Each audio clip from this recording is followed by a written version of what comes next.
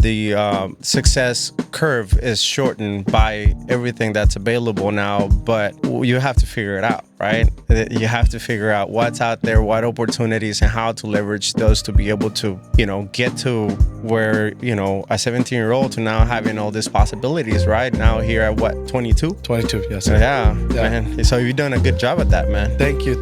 I appreciate that. And I think I agree with you. What you just said there is the success curve is easier, but it's just as harder because there's more competition, right? So I think about it like that all the time. Nowadays, our information's right here. We could ask on our phone, AI, we could call somebody in California, and if we like what they're doing, we call them and they'll help us, right? But think about how many people are also thinking like that now too. So now all of a sudden, and we probably see it nowadays with like everyone's doing podcasts, everyone's in real estate and wanting to flip, everyone's doing crypto, And so now it's just as hard to really get in, right? How accessible is it? Right. It's like private equity. Like, everyone's like, oh, we got to get into private equity now.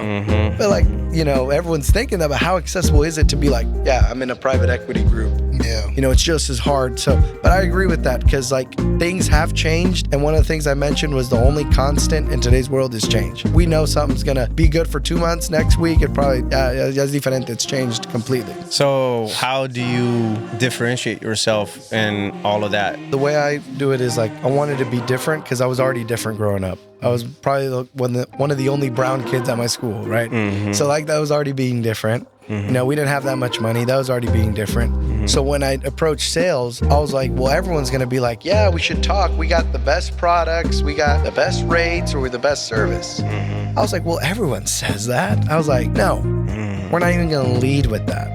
I'm going to lead with value first, show you up front, and then if you really want to know behind the curtains, I'll show you even more so there's more trust. Then we talk about doing business. And so I lead that with my content. I lead that when I do a consultation with my buyers in real estate, with printing. I'm like, look, here's some freebies. Send us your address. We'll ship it to you. Lead with that. And it usually puts the pressure on them. They're thinking like, all right, well, does he not want to like close this? Like, does he not want me to like pay here? Like, where do I pay it? Yeah, exactly. They even get confused. And so it's almost psychological. And so that's what I've been able to do. I like to read a lot. So I read a lot of books, how people think, how people consume, and just applying it into my business. So like, let's just give an example. Let's say you were wanting to buy a home with me. And you want to invest. I'll literally give you the whole strategy that I do for you, and I let you take it without even saying you have to work with me. Think about how they're going to feel in the next 3 days. I'll give them a call in 3 days, and I'll tell them, I'm going to call you in 3 days. Talk to your other realtor partners. They'll probably tell you something similar. They end up wanting to work with you because you instilled trust and value off the bat with no exchange of money.